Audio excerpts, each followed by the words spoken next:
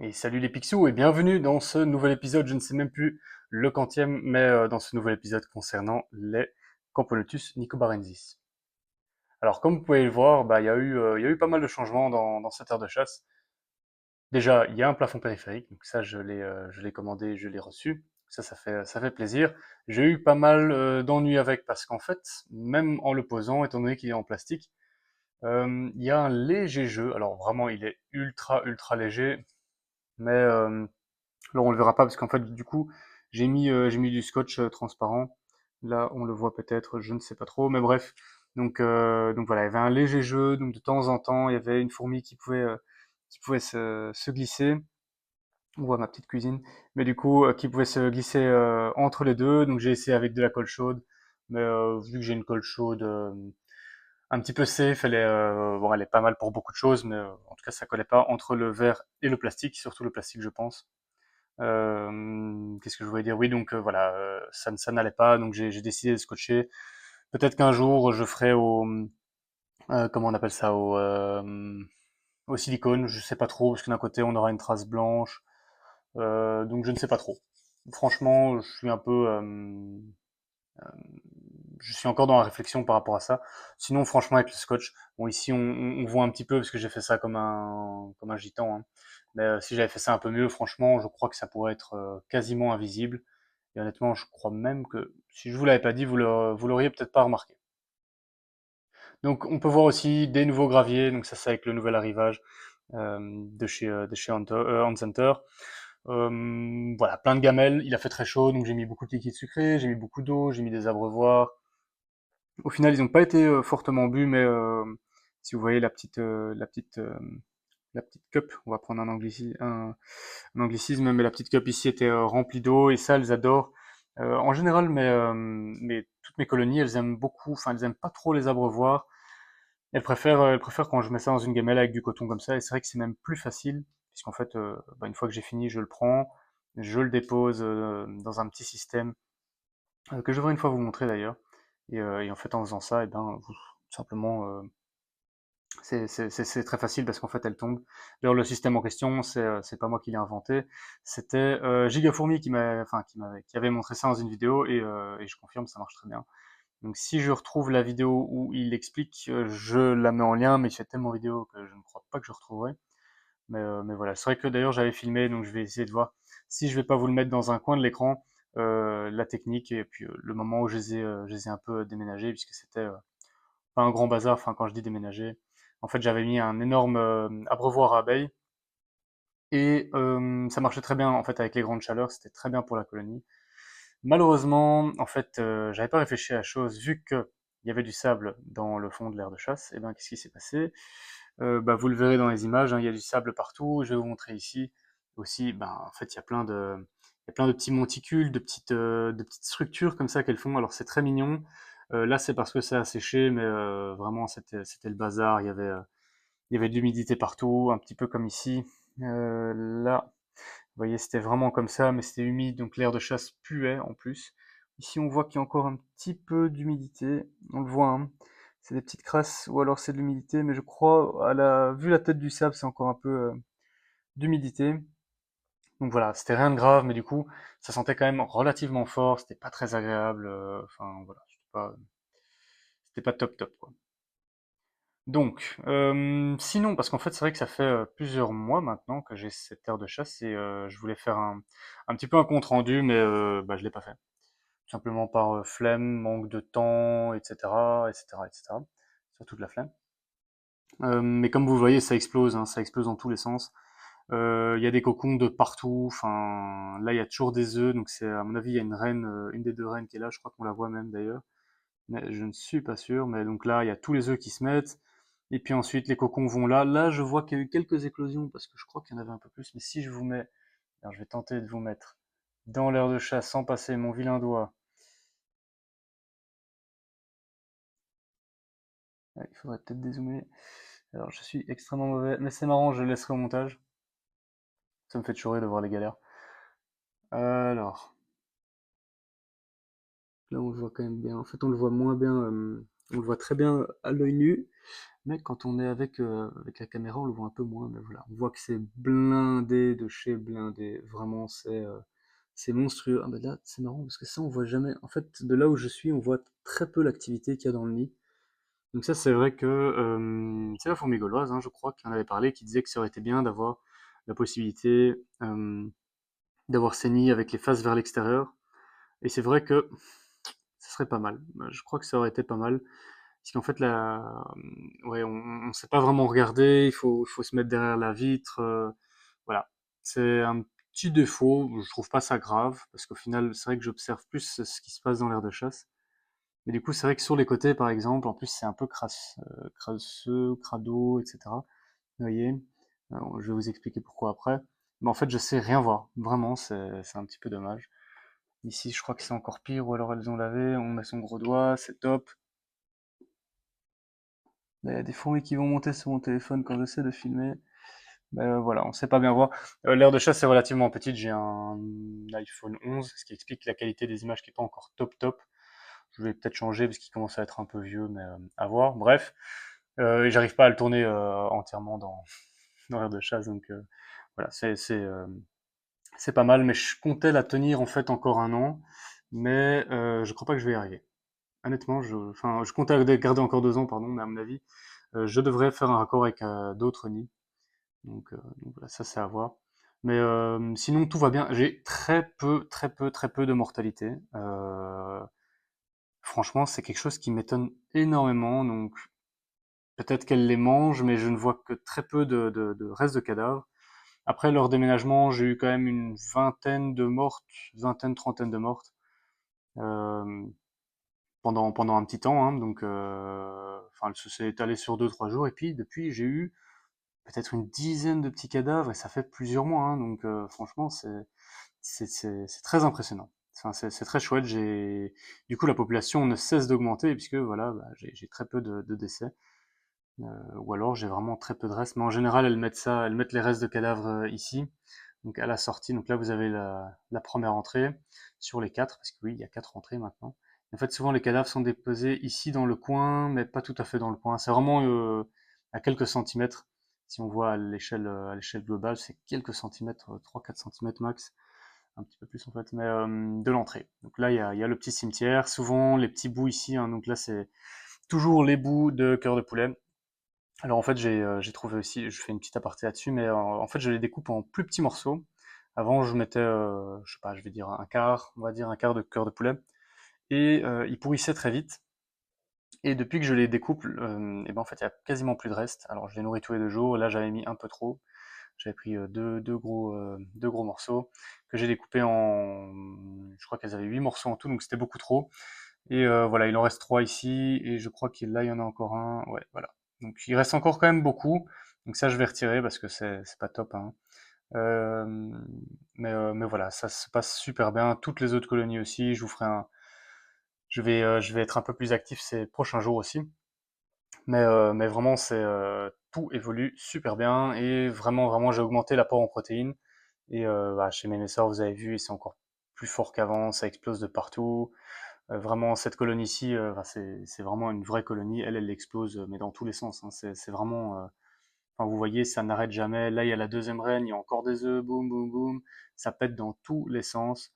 Et en fait, comme je disais, il y a très peu de mortalité, donc c'est normal, c'est encore une jeune colonie, hein. Je l'ai depuis juin 2023, hein. Donc je l'avais reçu justement de la fourmi gauloise encore lui, et j'avais 2 reines et 13 ouvrières, je crois.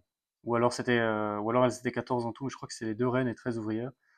Là, je sais pas du tout combien elles sont, mais elles sont plus de 1000, hein, plus de 1000, presque 2000, je sais pas trop. En fait, il y en a énormément dans le nid, il y en a de partout. C'est difficile à dire, je me suis jamais amusé à les compter. Mais il y en a vraiment de partout. Ici, j'avais pas parlé de ça, mais il y a la petite structure aussi. Donc il y a des petites galeries, c'est très mignon. Elles ne cachent pas grand-chose, elles passent à peine, mais je trouve ça très mignon. On les voit, elles passent dans les tunnels, puis elles ressortent de l'autre. Donc ça, c'est assez chouette à voir. D'ailleurs, en parlant de tunnels, et en parlant, parce que je parlais des différentes sorties, ou entrées plutôt, et ben ici, elles ont décidé, encore le doigt, d'en creuser une. Donc voilà, je crois que c'est normal, ça les emmerdait un peu de faire le tour. Vous imaginez si vous êtes là, tranquille, vous êtes posé en train de boire, parce que là, donc j'ai mis de la mousse PVA pour pouvoir humidifier les nids. Et bah, en fait, elles se baladent, elles vont jusque-là. Alors le problème que il y a eu, donc il faut savoir que cette espèce ne ronge pas, ne fore pas, mais vu que je suis un petit peu bête, et ben, en fait, vu qu'il faisait très chaud, je sais pas si je suis vraiment bête, mais je mettais quelques gouttes, vraiment pas beaucoup, hein, mais je mettais quelques gouttes, donc en haut ici, sur sur le plafond, je veux dire, du nid en gypse. Purée, j'ai vraiment eu du mal là. Et bah, à mon avis, elles ont eu plus facile à le creuser, tout simplement. Et voilà, je les comprends, hein, un peu flemmardes. Elles se sont dit que qu'elles n'allaient pas faire tout le tour, quoi. Donc il y a une entrée aussi ici. Alors je sais pas si on va voir parce que c'est pas très très propre. Non. Alors ici, vous voyez, c'est bien crade. Faudrait que j'arrive à laver, mais je devrais. Ouais, c'est dégueulasse, hein. C'est dégueulasse. En fait, c'est juste de l'huile de paraffine qui a coulé. Rien de grave, mais bon, voilà. Là, je crois que vous le voyez. Il y a une ou deux fourmis qui y sont. Tac, tac. Donc là, il y a une autre entrée. Et puis ensuite, la troisième, elle est ici. Alors, les petits coussinets font que j'arrive pas à bien. Ah bah, on ne sait pas la voir non plus, puisque, déjà parce que je la montre pas, mais parce qu'il y a pas mal d'ouvrières devant. Mais donc aussi, ici aussi, pardon, il y a une entrée. Ici, vous pouvez voir, il y a plein de monde, plein de monde, plein de monde. Et donc voilà, en fait, ce qui est assez embêtant, c'est que du coup, maintenant, quand je veux humidifier, eh ben, l'eau, il y a une partie qui est absorbée par la mousse PVA, et le reste rentre dans le nid, donc c'est un peu emmerdant, du coup, c'est la panique dans le nid, alors c'est pas très grave, parce que c'est les deux extrémités, donc bon, on s'en fout, il n'y a pas de couvain dans ces zones-là, il y a très très peu, c'est plus un lieu de passage, il y a peu de stationnement, mais voilà, c'est un peu chiant. Franchement, elles sont un peu chiantes. Mais voilà, elles ont très bien géré la chaleur, donc on a eu une grosse vague de chaleur hein, en août 2024 ici en Belgique. Moi en plus j'habite à Bruxelles, c'est une ville relativement très bétonnée. Enfin, je suis dans un quartier avec bah, pas de parc à proximité, hein, à moins de 200 mètres, donc voilà, il fait très chaud. Et enfin, toutes mes colonies ont bien géré ça, surtout celle-ci, mais je crois que le gros abreuvoir que j'avais mis, qui devait faire, je crois qu'il y avait 450 millilitres dedans. Donc elles l'ont quand même flingué en 2 semaines et demie, 3 semaines, je sais plus. On va dire sur le mois d'août, on va dire, voilà. On va dire que sur le mois d'août, elles l'ont flingué. Donc elles avaient quand même soif et donc elles ont quand même une consommation relativement élevée, hein. Après, elles sont beaucoup, comme je le disais, donc tout à fait normal. Mais voilà. Et sinon, bah, niveau du nourrissage, comme je le disais, bah, là on voit qu'elles ont un petit peu faim peut-être ou soif, parce qu'elles sont sur le vieux, la, vie- la vieille Watt, ou alors le coton si vous préférez la Watt, je sais même pas si ça se dit encore. Je crois que c'est un peu un truc de gens nés dans les années 90, ça se dit plus. Et donc voilà, je trouve qu'elle se débrouille très bien. Et donc ce que je voulais dire, c'est au niveau de la nourriture, donc je leur mets du liquide sucré tous les 2 jours, tous les 2, 3 jours, ça dépend. Là, je vais en remettre alors que j'en ai mis hier. Et vous voyez que c'est déjà fort sec, il y a beaucoup d'évaporation et bah il y a aussi beaucoup de fourmis qui se nourrissent parce que ça devient une relativement grosse colonie, hein, je crois quand même on peut parler de grosses colonies. Tout est relatif, hein, mais voilà. En un an, je trouve que c'est franchement pas mal. Et voilà, tout se passe bien depuis le déménagement désastreux. Tout se passe très bien. Donc ici, je viens de voir qu'il y a une nouvelle entrée aussi. Alors il faudrait que j'arrive à pousser parce que je ne sais pas tourner plus. Et donc ici, on voit qu'il y a une déchetterie. Ouais, ça c'est un peu emmerdant, mais bon, c'est pas très grave. Ce qui est assez étonnant, c'est que je n'ai pas d'acariens. En tout cas, j'en ai pas vu. Si vous en voyez, bah, c'est toujours bien de me le dire, mais j'en ai pas vu dans cette colonie encore. Alors peut-être qu'en regardant là, mais je suis assez étonné de ne pas avoir d'acariens de colembole parce que j'en ai dans d'autres colonies. Donc voilà, j'en ai surtout chez Melasius, mais je suis assez étonné parce que, allez, avec une colonie de cette taille, normalement on est censé en avoir. Je ne les traite pas au taurus, je devrais en acheter, mais je trouve que c'est fort cher et voilà, pour la quantité. En fait, je trouve que quand on achète du taurus, il y en a énormément. Il y a énormément d'acariens, chasseurs d'acariens du coup, si vous savez pas ce que c'est. Euh, et donc j'avais l'impression de gaspiller entre guillemets, parce que je vais surtout traiter cette colonie, donc je sais pas trop ce que je vais en faire. Enfin, il y a pas de petite portion, donc, euh, donc voilà, acheter un truc à 30 balles, c'est pas que ça me dérange, mais si je vais employer un quart, bah ça me dérange un peu parce que bon, je n'aurai pas beaucoup d'utilité, donc je ne sais pas encore trop à ce niveau-là comment je vais faire. Mais bon, il y a rien d'urgent parce que c'est des Asus. Enfin, ce que je veux dire par là, c'est que il y a très peu de problèmes. D'ailleurs, les Asus explosent, mais c'est n'importe quoi. J'ai jamais vu ça. En fait, je trouve que la plupart de mes colonies ont été relativement lentes en début d'été, on va dire depuis la reprise. Mais sur ce mois d'août, ben, franchement, elles ont explosé. C'est un scandale. Ça pète dans tous les sens. Et franchement, ça fait super plaisir parce que vers le mois de juin, je me suis demandé si je leur offrais les bons paramètres. Je me demandais un peu si je faisais les choses bien. Donc j'avais très peu de mortalité, donc je me disais que ça devait aller, mais je trouvais que l'évolution n'était pas folle, même avec les maculatus par exemple. Mais franchement, elles ont éclaté quoi. C'est un truc de fou. Donc je suis pas encore aux 1000 ouvrières, hein, relaxez-vous, mais à mon avis, à la fin de l'été, bah, j'aurai peut-être une centaine, ça me semble beaucoup, mais ouais, peut-être une centaine d'individus. Mes iridomyrmex, j'ai eu pas mal de pertes aussi. On va dire que je crois qu'elles étaient arrivées à une douzaine. Et maintenant, elles sont à nouveau une dizaine, hein, une petite dizaine, mais j'ai eu quand même pas mal de pertes, quelques naissances. Bon, il faut se dire que c'était la diapause de l'iridomyrmex et qu'il a fait quand même relativement très chaud. Donc, du coup, je crois qu'elle a un peu été déboussolée, mais voilà, elle aussi, elle explose. Donc, il y a beaucoup de naissances qui vont arriver. Donc, franchement, mis à part mes formica, c'est normal, hein, les premières années, c'est assez lent. Donc, elle a fait ses deux, trois pontes annuelles. Donc, elles sont une bonne grosse cinquantaine, je crois. Je devrais une fois refaire un blog sur elles, mais voilà, elles vont bien. Donc là, la reine s'est arrêtée de pondre. Je sais pas si c'est normal, mais voilà, elle a pondu très tôt, je trouve, après l'hiver, et là, elle s'est déjà arrêtée. Et il y a juste mes Camponotus cruentatus qui sont les plus lentes. La reine a pas mal pondu, mais rien de fou. Je vous ferai aussi une vidéo là-dessus. Voilà, il y a pas mal de vidéos que je dois vous faire, mais voilà. Ici, vu que je blablate beaucoup, eh ben, j'en ai profité. Comme ça, si j'ai du retard, eh ben, vous avez quand même des nouvelles. Donc, j'ai pas de colonies qui sont mortes, hein. Au cas où vous vous posez la question, j'ai pas eu de colonie, j'ai pas de colonie qui s'est éteinte, donc je suis très content. Alors, c'est vrai que j'ai aussi comme projet d'avoir un jour des Rhytidoponera metallica, mais je sais plus si j'en avais parlé une fois dans une vidéo, mais ce sera pas pour cette année, peut-être pas pour l'année prochaine. J'attendrai bien d'avoir une maison où j'ai une pièce à moi, parce que là, c'est une pièce que je partage avec ma copine, et elle aime bien les fourmis, ça l'intéresse pas mal, mais je crois que 9 fondations slash colonies, ça fait beaucoup. Ça fait beaucoup pour une pièce qu'on doit partager. C'est un bureau, mais voilà.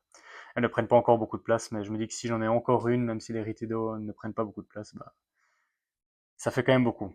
Bref, voilà, 18 minutes tout pile, j'ai beaucoup parlé, j'espère que je vous ai pas saoulé, j'espère que vous êtes contents d'avoir un peu des nouvelles, puis aussi du nid, hein, le nid qui est très bien. Je crois je l'ai acheté à 76 euros. Bon, avec les frais de port, on est plus haut, mais franchement, j'en suis très content. La seule déception que j'ai, c'est que je comptais le tenir 2 ans, enfin 3 ans, mais je crois que je le tiendrai 2 ans. Mais en fait, ce que je vais faire, c'est que je mettrai un tuyau ici, scellé à la colle chaude, et alors je mettrai un autre nid, un nid que je creuserai moi-même. Alors j'avais dit que je ferais cet été, mais en fait, non, je le ferai sûrement cet hiver, puisque j'en ai pas l'utilité et que je dois le blinder, etc. Alors sur les côtés aussi, et je finirai avec ça. Donc ici, je sais pas si vous vous rappelez, j'avais mis donc un câble chauffant avec de l'isolant euh, en aluminium comme ça. Donc ça marche pas mal du tout, mais en fait c'est un peu embêtant parce qu'à chaque fois je dois le déscotcher pour le rescotcher après. Bon, je bouge très peu l'air de chasse, mais je me dis que pour filmer ce serait quand même pas mal. Et donc ce que je vais faire, c'est que je vais faire un petit caisson de chauffage. Et d'ailleurs, je crois que pour toutes mes colonies après, mais ce sera quand j'aurai vraiment une pièce pas dédiée qu'à ça, mais une pièce à moi où je pourrais mettre mon bureau et des tables, parce que pour l'instant elles sont dans une étagère, et une étagère ça, ouais, ça limite un petit peu la possibilité de voir, etc., et de fabriquer des choses, mais j'aimerais bien faire des caissons de chauffage pour toutes mes colonies.